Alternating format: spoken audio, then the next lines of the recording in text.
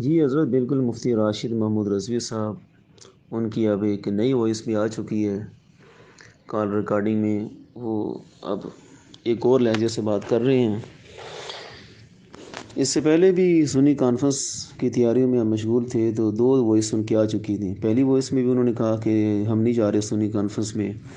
دوسری وائس میں انہوں نے پھر اس بات کا اعادہ کیا اور اس کو واضح کیا کہ یہ وائس میں نے اسی مقصد کے لیے چھوڑی تھی تاکہ میں اپنے چاہنے والوں کو پیغام دے سکوں کہ اس کانفرنس میں شرکت نہیں کرنی، اور جلالی صاحب پر تحفظات ہیں اور وہ بھی فکر رضا کے لحاظ سے.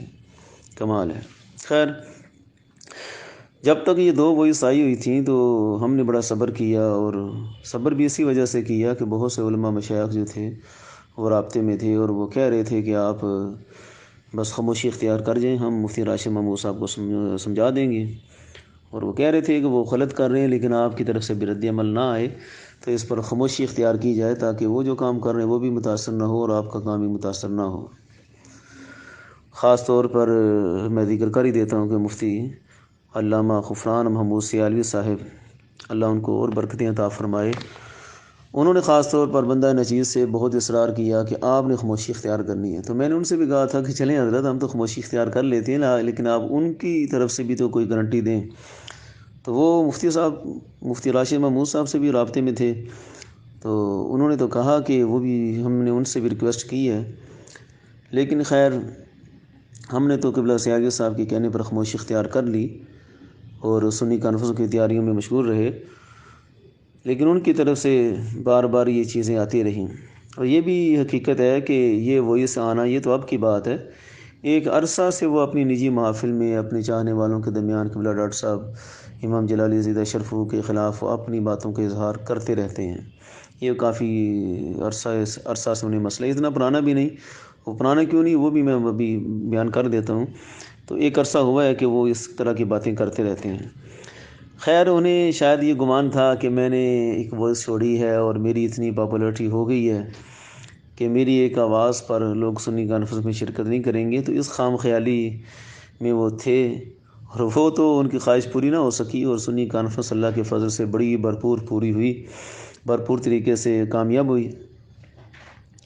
اور اس کامیابی کے بعد انہیں پتہ نہیں کیا ہوا کہ کامیاب تو ہماری سنی کانفرنس ہوئی ہے، اور مفتی راشد محمود رضوی صاحب کے لب و لہجہ میں اس قدر تلخی، اور وہ اب اظہار کر رہے ہیں کہ ڈاکٹر صاحب نہیں آئیں گے تو پھر ہم کسی اور طریقے سے ان کا سامنا کریں گے.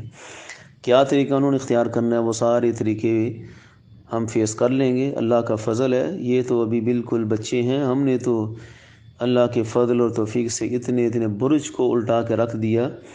یہ کس باغ کی مولی ہیں، تو یہ کسی خام خیالی میں مت رہیں کہ ہم یہ کر دیں گے وہ کر دیں گے. اب چونکہ انہوں نے 30 دفعہ یہ وائس بھیج کر اور بڑی بدتمیزی کے ساتھ قبلہ جلالی صاحب کو مخاطب کیا ہے تو اب ہم ضروری سمجھتے ہیں کہ اس کا جواب دیا جائے. 30 دفعہ تو موسیٰ علیہ السلام نے بھی کہہ دیا تھا قد بلغت من لدنی عذرا. اب ہمارا عذر ہے کہ ہم 30 دفعہ ہمارے اوپر حملہ ہوا ہے تو ہم اس بات کا جواب دیں. یہ تھوڑا پس منظر. اب رہی بات کہ ان کے تحفظات کیا ہیں اور کس طرح وہ بات چیت کرنا چاہتے ہیں، تو ہمارا بھی ایک مطالبہ ہے کہ وہ تحفظات، ایک تو اس تحفظات کی تاریخ بتائیں کہ انہیں یہ تحفظات کب سے شروع ہوئے، کیونکہ کچھ عرصہ پہلے تو یہ مفتی راشد صاحب قبلہ جلالی صاحب کے ترلے کر رہے تھے، اور علماء مشائخ بیٹھے تو ہم وہ بندے پیش کریں گے جن کے سامنے انہوں نے بار بار منتیں کی کہ کسی طرح قبلہ جلالی صاحب مجھے وہابیوں کے عمر صدیق کے خلاف اپنا مناظر مقرر کر دیں. جلالی صاحب اپنا نمائندہ مقرر کر کے مجھے گارنٹی دے دیں کہ میں اس کے ساتھ مناظرہ کر سکتا ہوں. تو یہ تو حضرت کا مبلغ تھا. ایک زمانے تک تو وہ یہ ترلے کر رہے تھے، اور یہ اس دور کی بات ہے جب یہ مرزا کے خلاف ان کے بیانات بھی نہیں آئے تھے. ابھی یہ اپنی طور پر شہرت کے لیے طرح طرح کے بہانے تلاش کر رہے تھے، اور اس شہرت کے بہانوں میں ایک ان کا یہ بھی تھا، یہ بھی ان کی تمنا تھی کہ اگر جلالی صاحب مجھے اپنا نمائندہ بناتے ہیں تو اس سے شہرت کا بہت بڑا پھل مل جائے گا. خیر وہ بوجود نہ ہو سکا، تو اب پتہ نہیں ان باتوں کا وہ غصہ اب نکال رہے ہیں یا ان میں کیا مسئلہ ہے. میں تو خیر انہیں بہت پرانا جانتا ہوں، اب یہ طالب علمی دور میں تھے تو اس وقت سے میرا ان کا پالا پڑا رہا. یہ بھی جانتے ہوں گے، یہ یاد ہو کہ نہ یاد ہو، مجھے سب ہے یاد ذرا ذرا۔ تو ایک تو حضرت اپنی تاریخ بیان کریں کہ یہ تحفظات ان کو کس سن میں پیدا ہوئے، کب سے پیدا ہوئے، کیونکہ یہ خود جب جلالی صاحب سے مناظر بننے کے لیے اب پر توڑ رہے تھے اور طرح طرح کے وسائط استعمال کر رہے تھے، تو اس وقت بھی نہیں تحفظات تھے کہ نہیں تھے۔ اور دوسرا یہ اہم نقطہ، ان کے تحفظات کیا ہیں، کس نوعیت کے ہیں، وہ ہیں بھی قابل توجہ کہ نہیں قابل توجہ، اس کے لیے یہ سارے تحفظات کسی کاغذ پر تحریری صورت میں لکھ کر دیں۔ دیکھیں نا، کوئی بندہ بھی اپنے حجرے میں بیٹھ کر کہتا ہے جی مجھے فلاں ہستی پر تحفظات ہے، میں فلاں ہوں، تو اس طرح نہیں ہوتا۔ ہر بندہ اپنے آپ کو پاپولر کرنے کے لیے، اپنی شہرت کے لیے جو ہے نا وہ کسی بڑی ہستی پر تحفظات شروع کر دے اور باتیں شروع کر دے، تو یہ تو ایسے ہی جو ہے نا اپنی شہرت کے لیے اور خواہشات نفس کے لیے کرنے کا عمل ہے۔ ہاں، یعنی اگر کوئی للہیت اور خلوص کے ساتھ تحفظات تو پھر ہمارا بھی مطالبہ ہے کہ آپ یہ سارے تحفظات ایک تحریری صورت میں لے آئیں، اور وہ تحریر جن مراکز علم میں یہ خود جاتے ہیں، کیونکہ انہوں نے کہا نا کہ میں سنی کانفرنس میں نہیں جاؤں گا، میرے تحفظات ہیں، تو جہاں جہاں جاتے ہیں کہ تو ہم تو امید رکھتے ہیں کہ ان سے انہوں نے تحفظات دور کیے ہوں گے۔ جامعہ نظامی ہے، جامعہ نعیمیہ ہے اور دعوت اسلامی کے مراکز ان میں اکثر آتے جاتے رہتے ہیں، تو ہم کوئی بڑی ذمہ داری نہیں ان کے لگاتے، ہم صرف اتنا تقاضا کریں گے کہ جامعہ نظامیہ میں حضرت کی کافی آمد و رفت رہتی ہے، پڑھے بھی وہاں سے ہیں، اور قبلہ حافظ عبدالستار سعیدی صاحب ان کے استاد بھی ہیں۔ ابھی پچھلے دنوں بھی یہ گئے ہوئے تھے، جب شیخ عبدالقادر صاحب وہ شام سے شیخ آئے تھے مہمان، وہ ہمارے پاس بھی ہے، جامعہ نظامیہ میں بھی گئے تھے، تو وہاں بھی ان کے استقبالیہ جو حضرات تھے ان میں یہ بھی شامل تھے جامعہ نظامیہ میں لائبریری کے اندر۔ تو مطلب یہ کہ کافی ان کی آمد و رفت رہتی ہے وہاں کے علماء سے، وہاں کے مفتیان کرام سے، تو انہوں نے تو تحفظات دور کیے ہوں گے۔ اگر انہوں نے دور کر دیے ہیں تو پھر ان سے یہ لکھوا کر لائیں کہ واقعتاً یہ تحفظات ہیں اور جلالی صاحب کو یہ تحفظات دور کرنے چاہیے، کیونکہ ان کی تو جتنی حیثیت ہے یہ تو نہیں ہے کہ پورے اہل سنت میں صرف ایک ہی مفتی یہ صاحب ہیں اور باقی سارے فارغ ہیں۔ اتنی بڑی شخصیت کے بارے میں اگر انہوں نے آواز اٹھانی ہے تو چند بڑے بندوں سے کم از کم تصدیق کروا لیں کہ واقعتاً تحفظات ہیں۔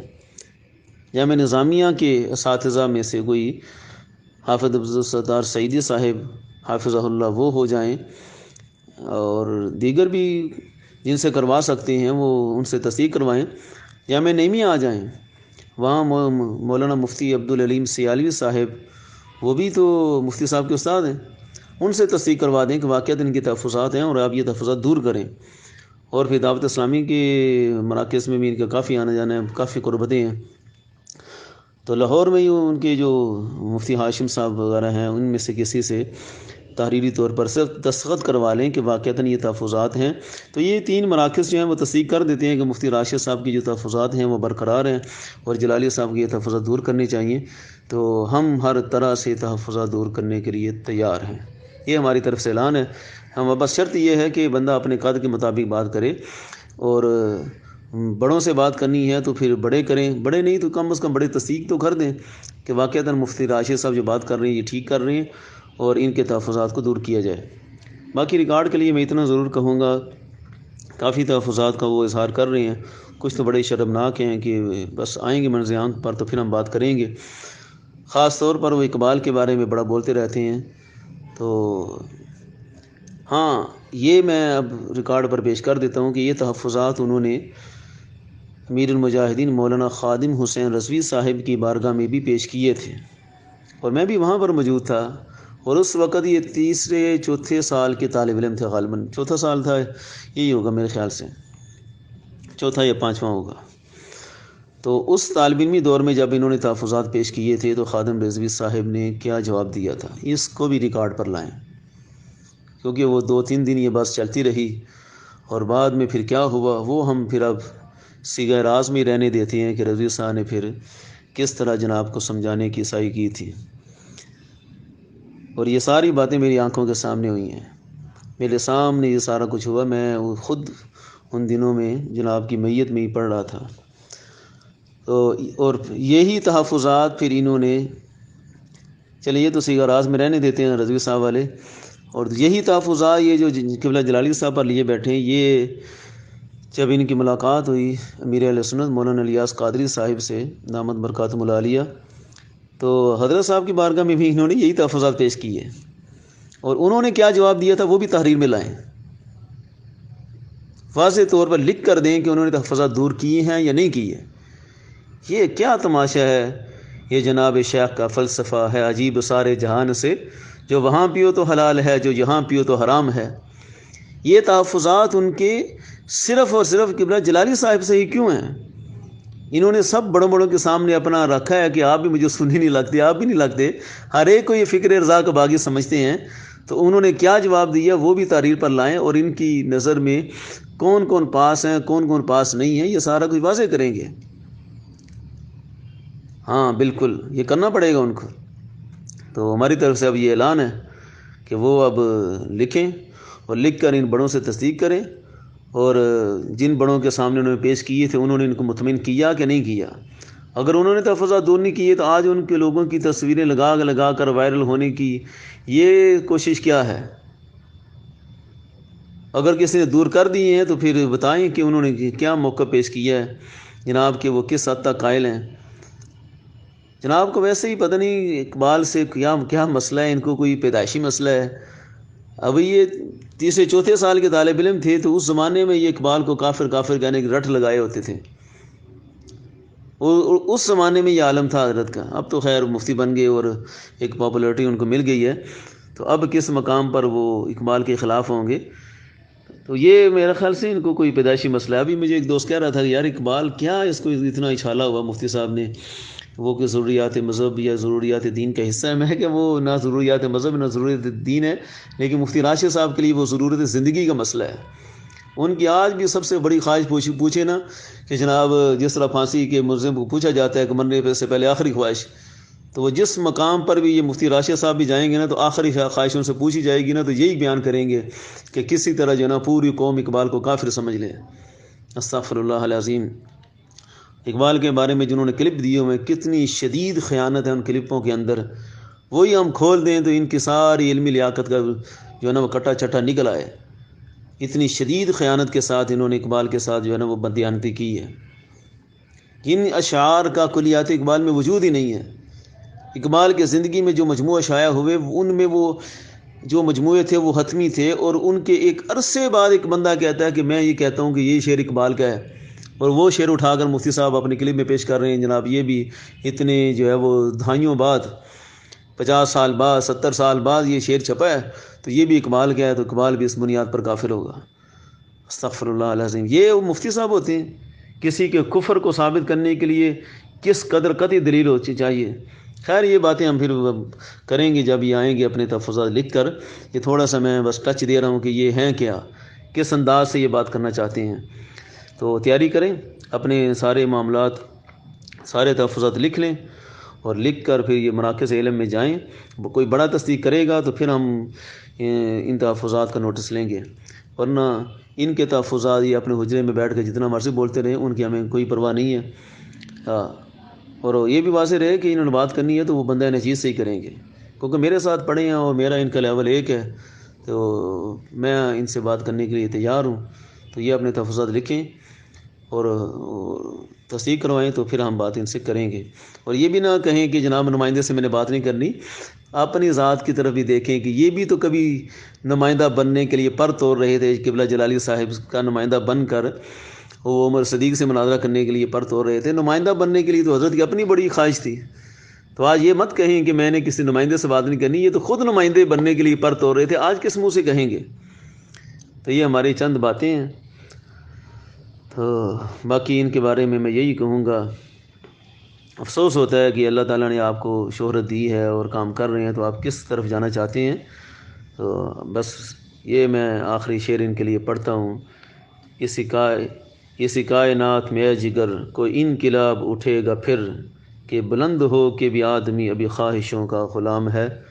اللہ تعالیٰ مفتی صاحب کو ہدایت عطا فرمائے، اور مفتی صاحب جو ہیں وہ جو کام کر رہے ہیں اسی کام کی طرف توجہ دیں۔